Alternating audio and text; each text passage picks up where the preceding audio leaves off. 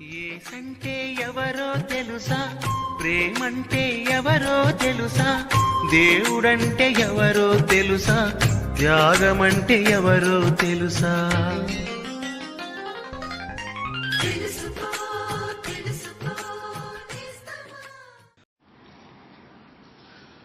ప్రభువైన యేసుక్రీస్తు అతి శ్రేష్టమైన నామమున మీకు వందనములు. పవిత్రమైన బైబిలు గ్రంథమందలి యోహాను సువార్త 17వ అధ్యాయము 1 వచనములో మనం ఈ రీతిగా చదువుచున్నాము.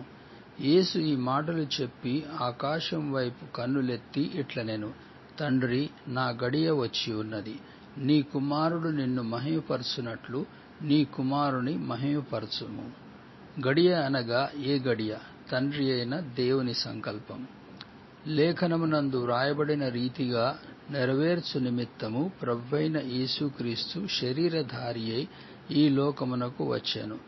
తండ్రి ఆ కుమారుని గూర్చి ఆకాశమును తెరచి తెలియజేసినదేమనగా, ఈయన నా ప్రియ కుమారుడు, ఈయన యందు నేను బహుగా ఆనందించుచున్నాను.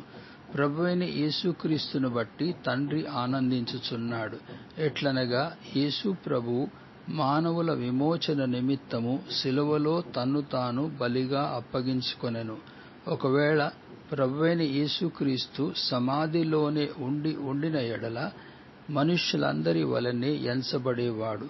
కాని దేవుడు ఆయనను మృతులలో నుండి లేపి ఆయనను మహిమపరచెను. యేసు ప్రభువు తన మరణ పునరుత్థానములను బట్టి ఆయన దేవుని కుమారుడుగాను లోకరక్షకుడుగాను నిరూపింపబడెను. ఎవరైతే ప్రభువైన యేసుక్రీస్తునందు విశ్వాసముంతురో వారు తమ రక్షణను బట్టి దేవుని మహిమపరచుచున్నారు. ఈ సువర్తమానమును మీరును విశ్వసింపవలెననున్నదే మీ నిమిత్తము దేవునికి మా ప్రార్థనై ఉన్నది.